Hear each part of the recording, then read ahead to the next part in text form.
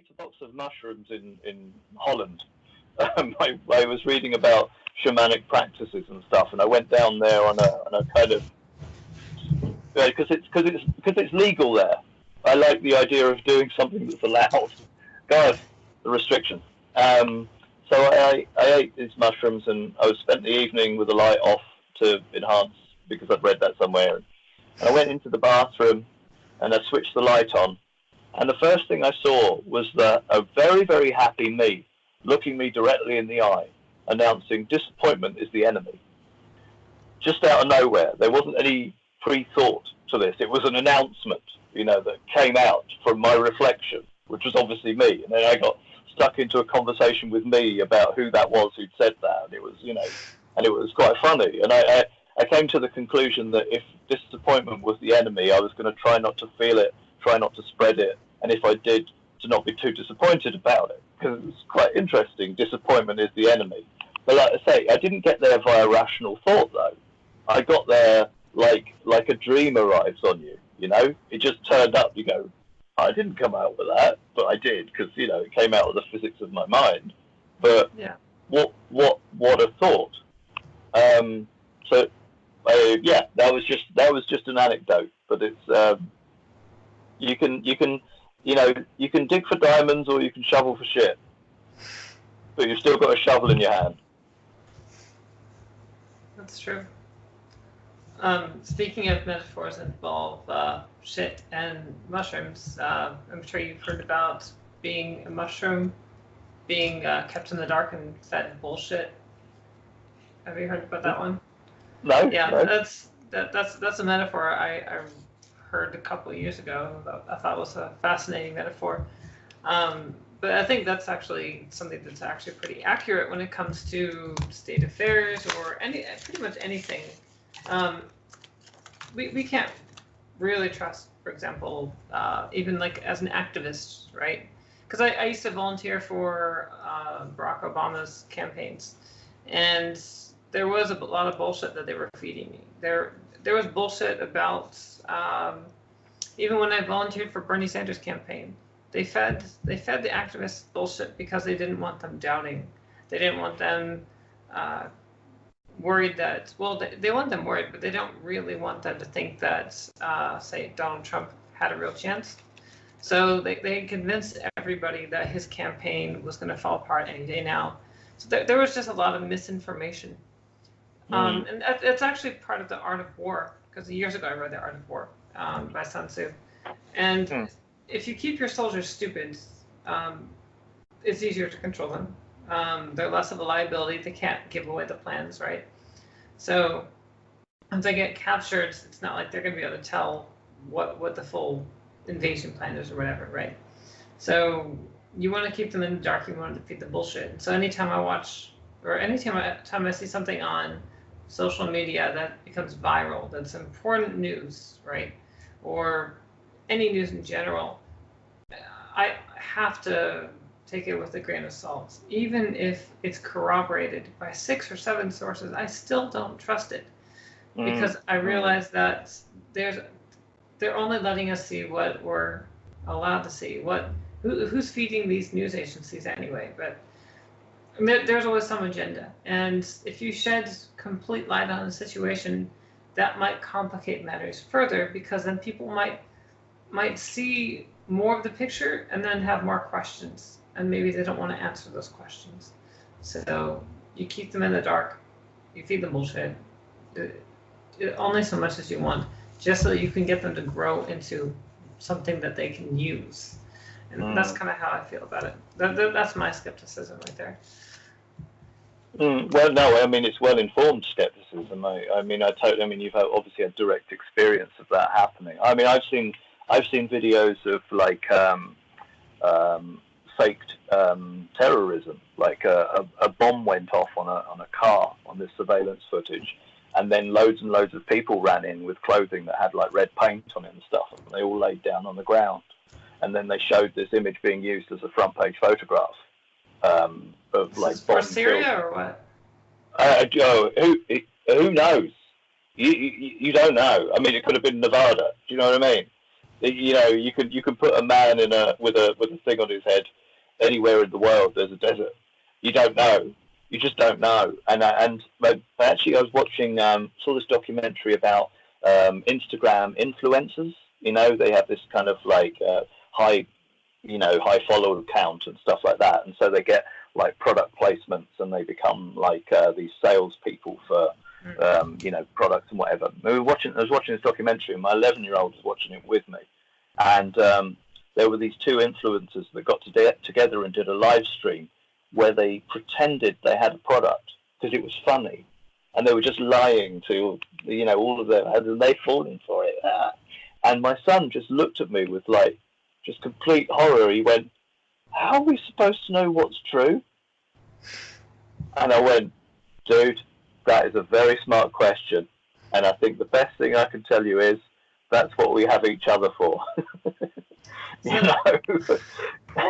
So sometimes I ask myself that question, like wondering, like from a heterosexual, heteronormative perspective, when you see gay men that not just cross-dress but do really good makeup to where they're more passable than some regular women, you wonder those same questions, like if it's possible for both men and women to look the same way and look distinctly feminine, like how do you know? How do you really know? And especially when some of these you're looking at actual gay men that are just trying to, like for example with James Charles, really want to trick straight men into having sex with them, right? It's like how do you know? How do you know what's true anymore? And so I think what that would lead to, as makeup becomes more sophisticated and you have more gay men doing that, and also trans women as well, you're going to see more cisgendered women, although I'm going to get flack for using that word, more biological women who are not transgender. You'll get flack for that word as well. Yeah. So thing is, you're going to see more of them moving away from complicated makeup routines. They're going to want to go for a more simple, natural look, just to distinguish themselves from the ones that are using this really deceptive makeup style. So well, I have to say, I mean, I get very upset with the fact that my mum dyes her hair because she doesn't like it's gone grey. Right. But it's just like, that's obviously, I mean, but it makes me feel comfortable, and all this sort of stuff. And it's like you feel uncomfortable with yourself. I think one of the issues with what trans has shed light on for me, by listening to trans people and detransitioners as well, is that there comes a time in your life when you have to accept your body. And I think that's true for absolutely everybody, if they haven't accepted their body yet. So, and that has to be a acceptance is not the same as struggle or submission. It's like you're okay. You're free from the anxiety of that deep worry. It's like, you're let's say you're in your 40s, right? You're not capable of just doing the same things you could do when you were in your teens. I'm pretty sure. I think generally people that as they get older, their bodies just aren't up to the levels of stress that they might put on their bodies when they're younger. That's something that you have to come to terms with. Age is a real thing, and accepting that actually is a healthy thing, because then you won't end up overexerting yourself. You won't overstress yourself. Exactly. If energy is so precious to you because you're getting older, why waste it on the aesthetics of panic? Right.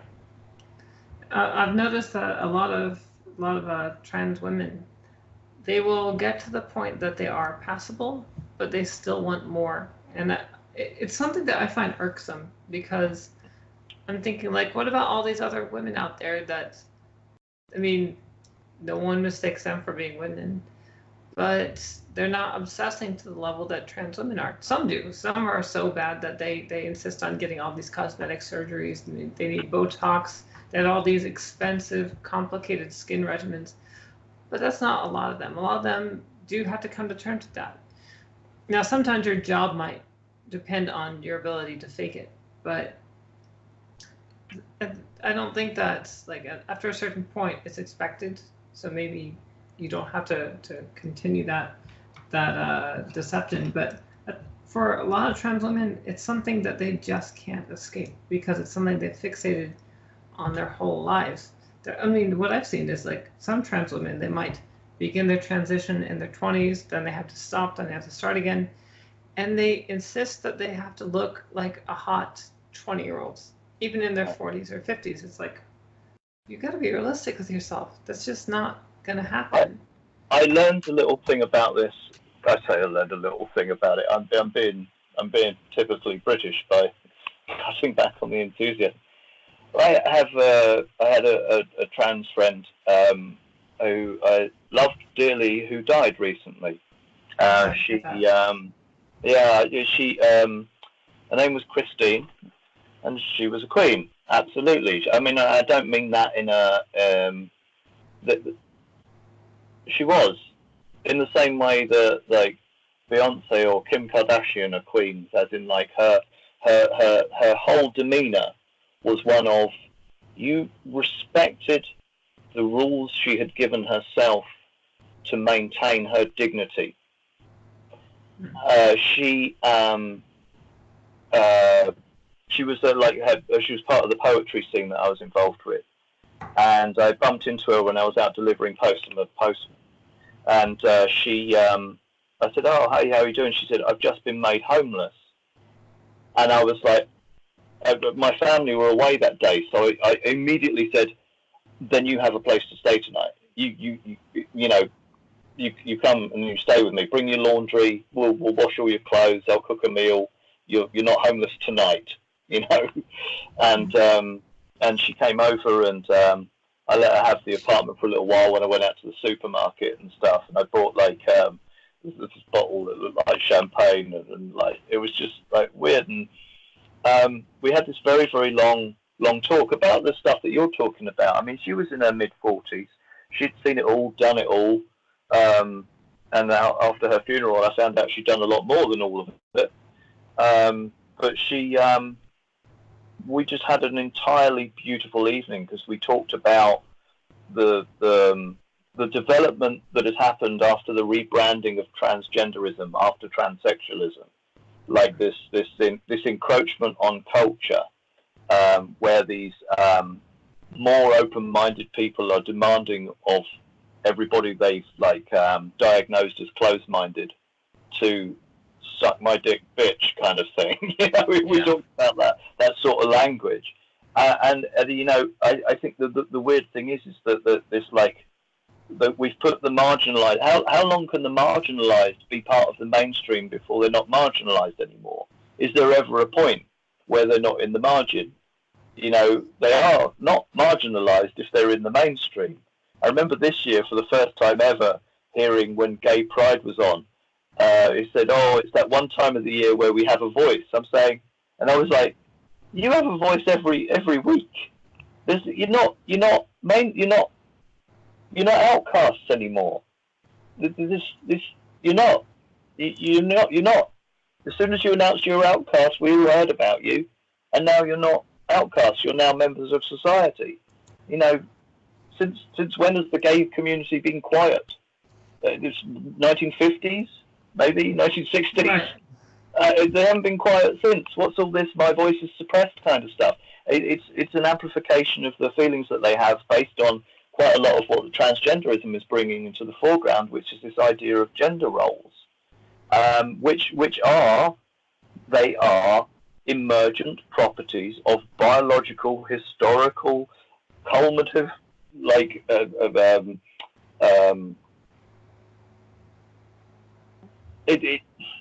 the entire history of the universe has got us to this point.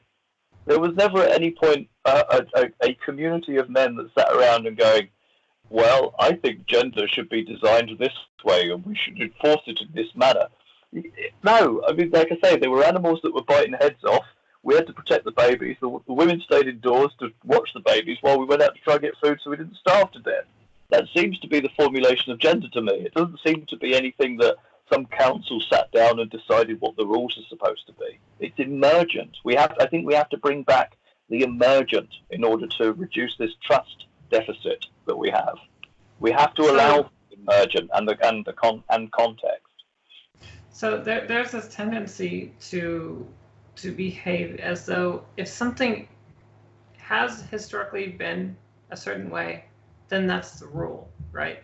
So if men and women serve certain functions, and there could be a very good reason why they serve those functions, then that's how it's supposed to be, and you don't question that. And that's a very conservative perspective. But as societies became more sophisticated, as needs that needed to be met became more specialized, roles changed over the time, and so rules changed over the time. Now we're no longer in a position where men and women need to occupy the same historical roles. A lot of our needs, our basic fundamental needs, are met without having to serve those functions, and so now men and women can occupy essentially the same roles outside of the ability to give birth, right? So it's kind of a tricky thing to discern what's necessary and what isn't. I think that one thing that is important, though, is understanding that socialization is an important part of being a parent, and that has to be done as a child. So if you want someone to be a good parent, then you need to socialize them to be a parent while they're still children. And the impact that you make, the environment that you create for your children is an important factor. And so people that seem to promote single parent households as though that's the ideal, or that's a perfectly I have to disagree with them, because I'm like, you need as many good influences, consistent influences in your child's life if you want them to grow up healthy and stable. It's not to say that people can't. It's not to say that people can't. Some they do. It's more like that's a testament to their willpower. But but if a single parents, the whole mythos about them being the greatest heroes in particularly the female ones for some reason, being the biggest heroes that need the most support. I mean, the reason why they're just so in need of that support is because they're failing on a regular basis, but they can't tell anybody because everybody's heralding them as heroes. They're kind of trapped in that sort of expectation of being good single mums.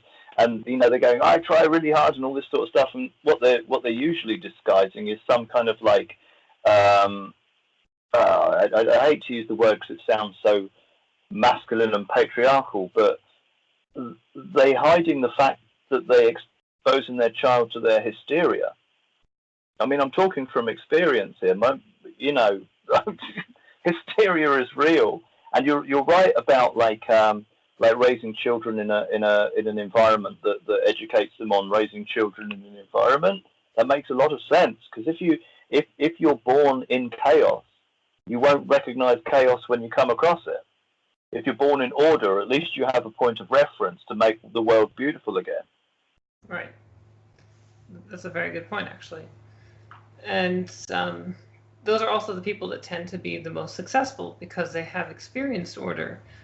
If all they've experienced is chaos, they won't even know how to handle order. A good example of that is my siblings. Like, I was born into a household that had some order, but then my parents divorced when I was a teenager. So my younger siblings have only known chaos, growing up with a very unhinged mother. And so my mother ended up going off the deep end and getting involved into some hard drugs. So my younger sisters got to experience that, and ever since then, actually, they've been living in hardship. They've, for example, lived in homeless shelters. They have, one of them, actually, I think two of them now, are living with my mom in what's called Section 8 housing, which is the government is paying for the house, It is in a slum, so they're living in a really messed up bit of it. It's almost like a shack, I would say. The there's no consistent plumbing. The electricity is just so bad that there's such a what do you call it? The amperage keeps going up and down so that it blows out electronics. It's really, really a bad. It's a crappy infrastructure in that neighborhood and all that. Point being, they've grown up in a very trashy environment, and when you grow up in a trashy environment in poverty, one of the traps that you have in poverty is subsisting by the day. Like you take one day at a time, and you're not planning on the future. And when you have a mother that never grew up, never graduated high school in her mind, right? Like psychologically speaking, she's still a teenager. It makes that environment pretty damn chaotic.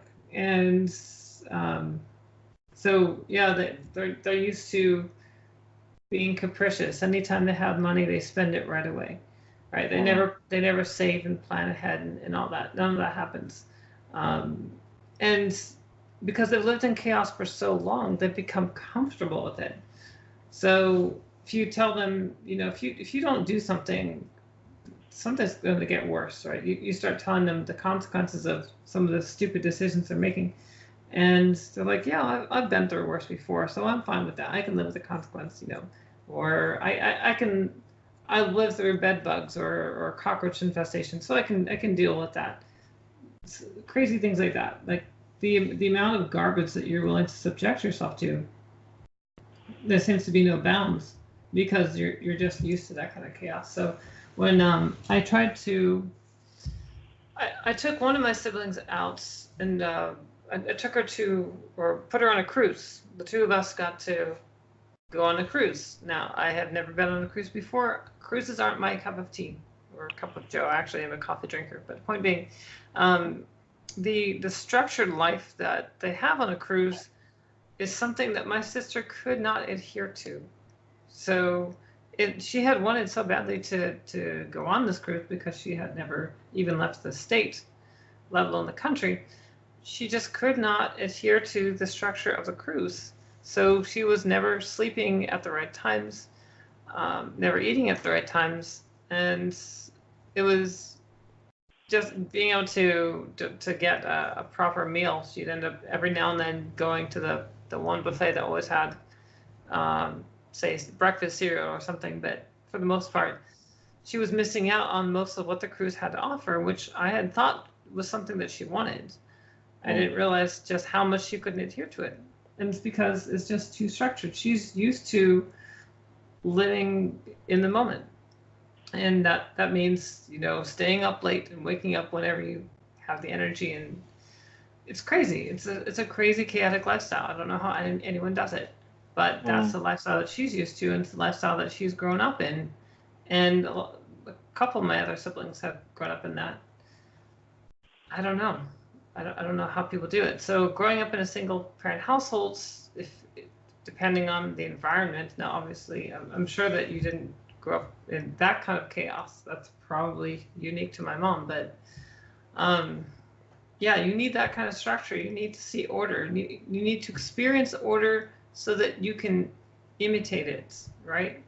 And if you don't grow up with it at that critical time in your life, during the formative years of your psychology, it's a lot harder to feel an attachment to it. You're less likely to be able to reproduce it and have a passion to pursue it, I think. At least when it's important in your life. When you're older, maybe you start to want to come back to it. You long for what you've missed, but maybe it's that much harder to recreate. I'm not sure. What happens when you get older? What happens is your horizons narrow, because you've accumulated decorations for the funnel that is your life. Yeah. I mean, this thing that's hanging behind me. This is a week old. I'm not that well organised, but I was at a second-hand place and I put this thing on as a joke, and it's a poncho, and the two women that I was with, their faces just lit up with a glee of surprise at how well it suited me. There was a kind of like a harmonic moment where me just being myself, being silly, putting something on just to make people laugh, actually revealed something very precious that is now fully me. This is me, this piece of material. Yeah. And chaos tends to keep you from belonging to any items you acquire over the years, because they all have dichotomies in them. Is this junk? Am I a hoarder? No, I am saving it for a project. It's all of that kind of stuff. If you can't get your mind focused, you just end up accumulating options. Right. Yeah, so it's nice to experience a beautiful thing, and to like it when you see it. Yeah, that was my thought on that, on what you were saying. Is there a hood on your poncho? Yeah, there is, and I'm using it to hang it up. So I won't take it down now. But yeah, it's just a poncho. The hood there goes, and there's an attachment that goes across the chest. Yeah. I want to show you something real quick. Hold on. Oh yeah. Right. Hold on. Aha! We're starting a tribe. Poncho. Yeah. Well, oops, my earphones went out. Hold on. So I have something that is a poncho-like garment. It's not a poncho, but it's very similar to it. Can you see it? I put it on. Yeah. I'm putting mine on now. So mine is called a ruana. Uh-huh. And it's a Peruvian garment, and the design was actually made by these ladies. I think they live in Oregon, but they might have moved. I'm not sure. But yeah, very much like yours, I think. Mm. And of course, when I wear mine, I normally have a scarf that goes over my face, and it's basically it's for me coverage from the sun, because I don't do sunlight at all. Mm. I refuse to let the sun touch my skin because I live in Arizona, so it's a great place to get skin cancer.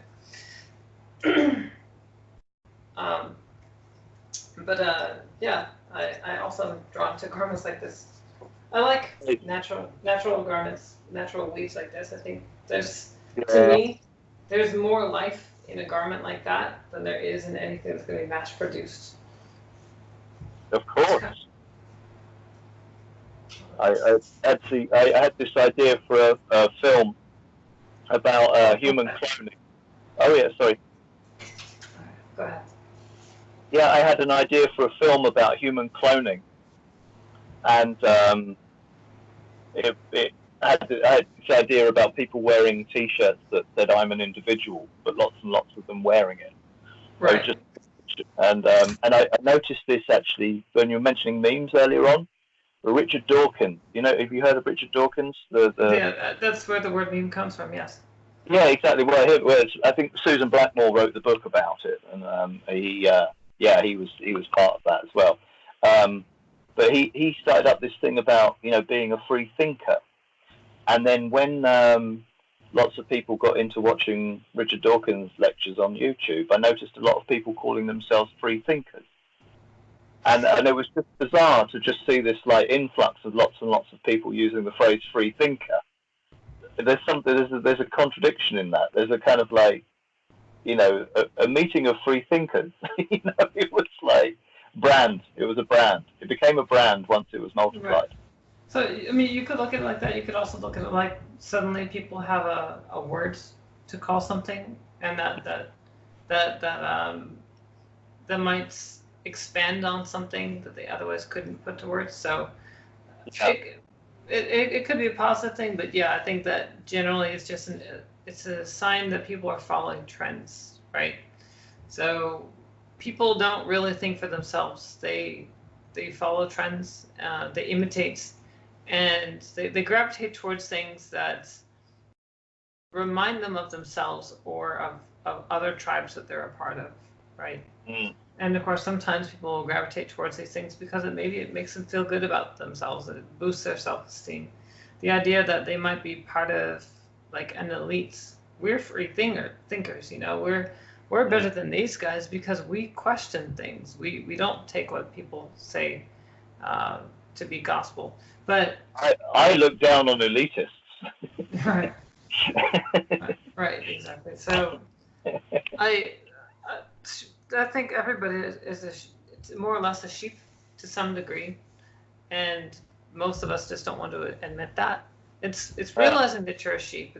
It's even the word sheep is a cultural appropriation, though. It's an interesting, you know. Do you understand what I mean by that? I mean, you know, the moment you heard the first time you hear somebody calling the masses sheep, suddenly you go like, oh yeah, it is like that. And then you start using the word sheep yourself, and then other people are using the word sheep, and now suddenly there's lots and lots of people calling the masses sheep. There's a very interesting book by John Carey called The Intellectuals and the Masses. It's a book that really sort of changed my life. It's a you know, the whole book is an essay really on the creation of the public.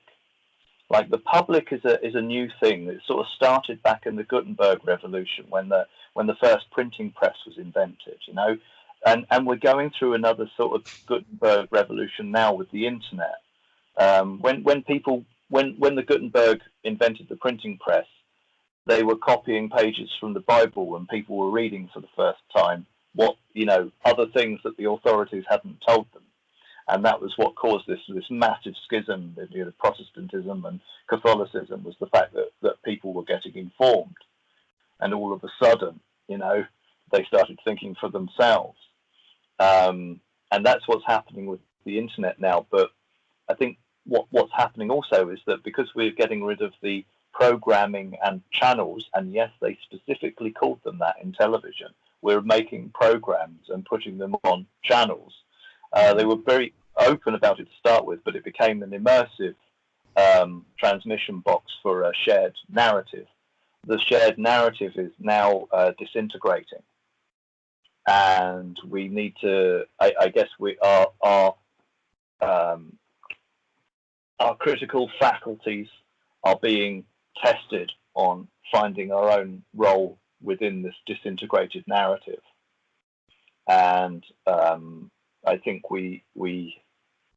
this is where like quite a lot of my base claims are coming from. Like, the world is round, people can't fuck off, they can only go somewhere else, and if we all point up, you know, there's a reason why I'm doing that, and it's because of this, like this step into a new dimension. You know, I'm irritated with myself for creating my own meme that I've now just repeated, but nothing original about craving originality, you know. Right. So I don't know where I was going when I started what I was saying here, but I think it's something to do with the summary of understanding that you and I are having a conversation that never would have happened before the internet turned up. Well, that's true. Yeah, there's a funny joke I heard from somebody who said, "What's so special about media? It's the spreading of darkness at the speed of light." It's a very cynical thing to say. But I like that. That's a very good quote, actually. It was from I learned it from Terence McKenna, who got it from somebody else. I can't remember who he was quoting. But Terence McKenna. That's interesting. Was that during the time that you were experimenting with the mushrooms? Oh yeah. It was beautiful. I mean, he had verbal diarrhea and recorded quite a lot of his lectures. Yeah. So they're thoroughly entertaining. I mean, so that one friend that I mentioned that takes acids, or there are a couple actually, but one of them, he does listen to Terence McKenna's lectures regularly. So I'm very familiar with him and some of the things he's mentioned. Yeah. Such as his theories on religion. He said he's good, but I think if anything, I would describe him as the chosen ambassador for the plants. That's who he is. He's the ambassador for the plant life on this world, and the plant life needed a voice, because we're Brazilian waxing the planet, and we're turning those resources into via the vicarious process of like corporations and employment. We're Brazilian waxing the planet and turning it into cash in offshore tax havens. And those tax havens are just like these massive buckets, and nothing ever spills over the top because they keep on building extensions on how to carry more and more cash in them. The money's just, the money isn't leaving the planet. They're just saving it for a rainy day, as if this isn't a rainy day. Right. I just want the trillionaires to spend some money on some really fun shit. That would be great, NASA's going to the moon in 2024. They're starting that up again. Well, Elon Musk is a good example of that, and Richard Branson as well. So the things that they're doing. Yeah, it's fun, but I think that people respond to this stuff, particularly in this sort of privilege narrative that's sort of starting to come up now, is that they don't want to hear that trillionaires are having a great time with money, pushing the boundaries and all that sort of stuff, They want to hear that lots and lots of people are housed. As you said, you mentioned the homeless. I would like a massive spending project on the homeless. I think we need to be building something or other. So that's an issue that needs to be tackled at its heart, and that is what is causing the rise in homelessness. Because if you figure out what's causing people to be homeless, then you can reduce homelessness, right? So it's one thing to house them and feed them and whatnot, but you have to figure out why are more and more people becoming homeless. And it's the cost of living. I mean, the cost of that's living. a huge part of it. So honestly, this is where I'm going to turn into a complete and utter commie, but it's the landlords. The greedy landlords have decided that they are going to keep the cost of like property values high. They are going to buy up. What they do is you have like a handful of property owners systematically buying up all the properties. So there's no market competition, and then they can keep the prices high, right? I'm seeing that happen in Arizona right now, to where when I moved from my last apartment to this one, it's the same property owner. It's the same management team. Why is that?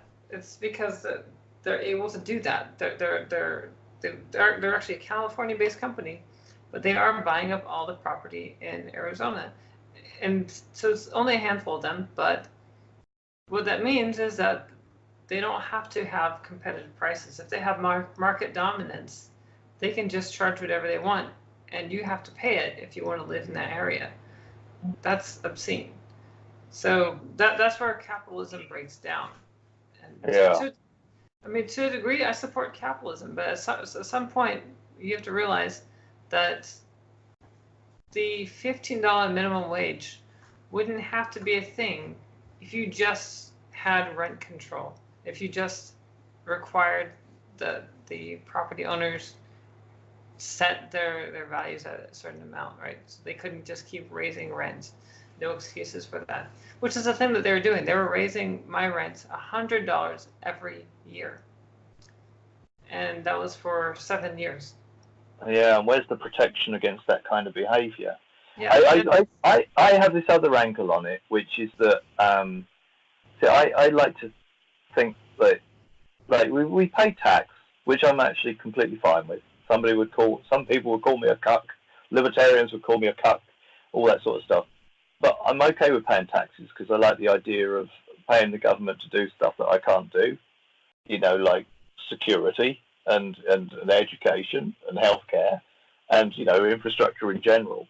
But I think what capitalism has done, and like I say, I'm fine with capitalism too, except that this process that I described earlier is what it's done is it's turned the processes of maintenance, the conservatism, and repairs into a non-profit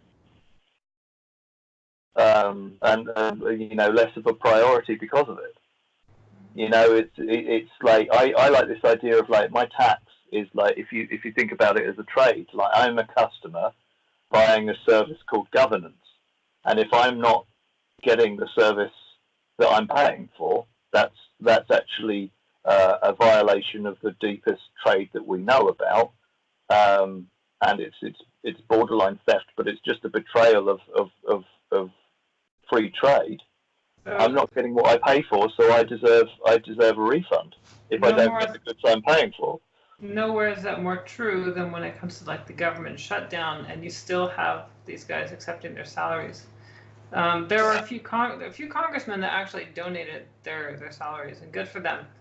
But yeah, you have them with the shutdown, and they're blackmailing the country, and we're supposed to do that thing that you talked about earlier, which was agreeing on borders. This is why, like, being so sure we're close to the heart of the problem, you sort of realise that the economy is a kind of like it's economy Jenga. Like you don't know which stick to pull out, and the tower still stands. I didn't mean to cut you off there. I am obviously completely following your train of thought and totally agree with you. I'm not, but it's, just sort of, we've gone from homelessness to the cost of living to the government services. Well, it's all interconnected. That's the thing. Yeah. It's all part of one big problem, and it's something that does need to be addressed. Is if we had proper governance, then this wouldn't be an issue at all. None of the major issues we have would even be a thing. What we don't have is a proper representative government. We have a government that is, first of all, elected because money is a real problem in politics. One of the things that gets you elected is complying with the standards of others in your party. So they call them, I think they call them war chests, but basically you raise money for your party, and then that party decides where they're going to send that money, and they only send that money to candidates that are going to perpetuate their main party agendas, right?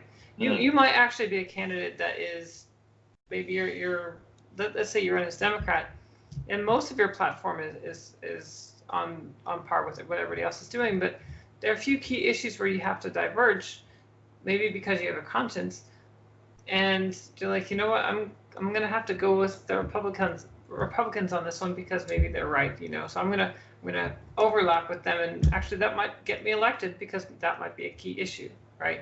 Let's say, for example, your stance on immigration. I don't want to say abortion, but let's say immigration. And you're like, yeah, I agree with the Republicans. We do need to have border control. That's a deal breaker for a lot of Democrats. You can't take that position. You have to be, pro open borders now. It didn't even used to be a thing. It used to be where there's speeches of Obama and Clinton talking about better border control. There's videos of it. Yeah. Exactly. And so that's how crazy it's gotten. That's how extreme it's gotten. But yeah, so now you can't even get elected unless you say exactly what they want you to say. So then what's the point? You're just interchangeable. How are you supposed to really win the election then? If you're not going to be any different, all you're going to do is increase the polarization and create this false consensus of this is where we really stand. And the American people don't really stand there. The American people are more moderate, but they don't want that for some reason. I'm confused as to why they think that we do need to take these hardline, polarized positions. But I have to come in with an anecdote about Prime Minister Tony Blair. Something I read he said once. I don't know, it's somewhere in the past, but before the war in Iraq, I'll try and do my best Tony Blair impression. I went out and I saw the protesters, and they were holding signs saying, "Listen to the people, Tony." Well, I listened to the people, and they're all saying different things. And it's like, and you go like, yep, That is what's going on. We just, as you know, in England, we've got this business with Brexit now. Yes. What this referendum has done has like, oh my goodness me. I mean, you know, the sense of humour is just like being spent on propagandistic opinions about, you know, who's right and who's wrong. It's definitely taken. You're right. The Anglosphere has certainly started to echo a lot of patterns. What happened with Trump? What happened with Brexit? They both had the same response. This is a massive surprise. Resist. And that's culturally what's been going on in both your country and my home. And Australia as well. Australia has just gone for it, and they were like, "This is a big surprise. Resist!" And you're like, "Okay, right, okay, something's happening here. Can we please like talk about it like we're all experiencing the same world?" Okay, we all agree that something happened with Trump. Now, what happened with Trump is that I would say he was the first president to go viral. You could have said that about Obama a little bit, but they were more tech savvy. They were more younger people knowing how to use like social media and stuff like that. And that's the reason why there's a lot of control over social media, is because they've realized just how influential that tool is, you know. There's something else to that, actually. It's not just Trump. It's also the effects of the fake news deal. Some of the fake news, that there was actual fake news being used against Trump, and it was meant to blow him up to be a bigger monster than he really was. Yeah. And that some of that backfired.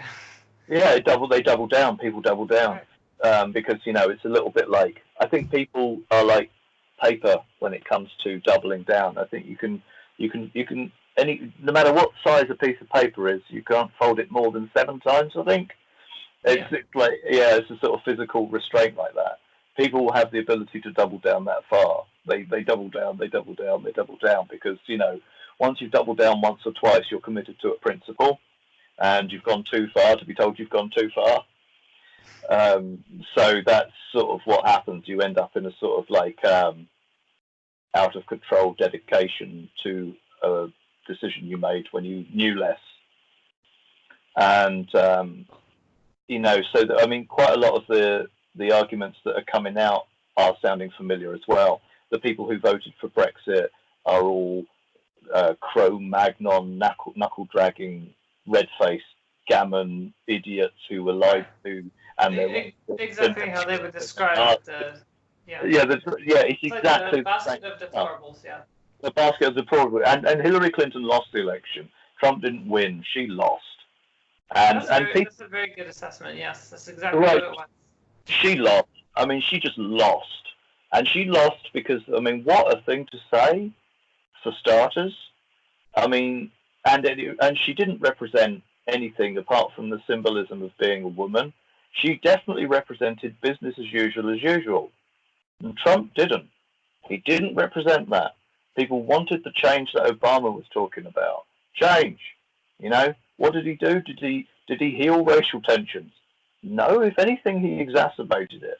I don't think it was on purpose or not, but it was just like.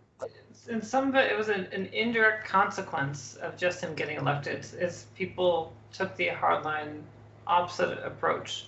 They had painted him in their mind as a racist, so they went the other direction, and in the process became more racist, because they started fingering white cisgendered males, Christians, right? So they went full intersectional. Can I tell you? I got to tell you this stand-up comedian that I heard talking about Black Lives Matter. When I first heard the phrase Black Lives Matter, I was an all lives matter kind of guy, because as far as I was concerned, absolutely your lives matter. They always have done to me. You know, and then I found out that was apparently racist of me. I was like, oh, let me work this out. So I watched lots of lectures. I watched lots of black panel discussion programs and stuff, and I really understand the rage, and I understand how simply existing and smiling at them can like be a derogatory move, as can avoiding eye contact. And you sort of like go, well, hold on a minute, this is now a technically impossible situation. They hold all the cards whilst telling me I hold all the power. This is how does this conversation ever start again? you know, and I'm sad about it because, you know, I was into that idea that racism was going away. I liked that idea. I don't know how that makes me racist. Apparently, it does.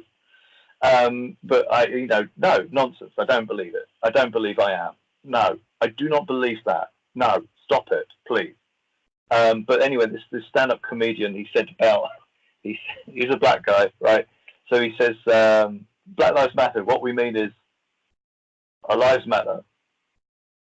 That's all it means. And then these people came in going, all lives matter. He said, do you want to know what that feels like? He said, imagine, right, you're lying on your couch, you're just lying there, and your girlfriend's standing in the doorway, and she says, honey, do you love me? And you turn around and go, baby, I love everybody. That joke explained it so much better than all the research I did. It just, you know, that was beautiful. I loved it. I got it after that, I believe. What helped me get it was looking at it from the perspective of it's sarcastic. It's kind of like, hey, guys, Black lives actually matter. Hello, you know. Yeah. Because it seems to them, from their perspective, is like, well, obviously we don't believe their lives matter. We need to start realizing their lives matter. So it should be more like Black lives actually matter. So stop shooting them in the streets. If I was to be president of America, my one pledge that would be if I voted in everybody in Congress and everybody has to know that I made that one promise is to release everybody in jail on marijuana possession immediately. That would be it. That would be it. It's so huge and symbolically enough that I know that there's lots of criminals in there, and a lot of them are in there because they plea bargained down to marijuana possession. But and I read somewhere it's over 90% of people in jail are there due to plea bargaining, not the court system. Interesting. I didn't know that It's one. that many, and they're being used by corporations to make shit. So the cheaper and cheaper it gets to manufacture stuff, Yeah. So and the cost of living's going up. Excuse me. So that's actually one of the things that I've been concerned about is that one of my biggest fears with Trump becoming president is that how we're going to make America great again is by economically competing with China on China's terms, and that includes sweatshops and essentially slavery. That terrifies me. That absolutely terrifies me. The idea that we might roll back everything that we've worked for terrifies me. It's actually what Kanye West was talking about with him in the White House. This 13th Amendment. It was about pointing out that the people in jail aren't actually free from slavery. He wanted an amendment to it, and everybody attacked him for it, for cuddling the. I mean, what? Well, the fact that Kanye West was talking to Trump at all means that everything discussed there was invalid. It has to be, because it's Trump. There's no way that we're going to have a deep conversation with Trump, because Trump is the enemy. He's literally Hitler. So we have to throw all of that out the window. Oh, there's another joke. Don't compare Trump to Hitler. Hitler was a great leader.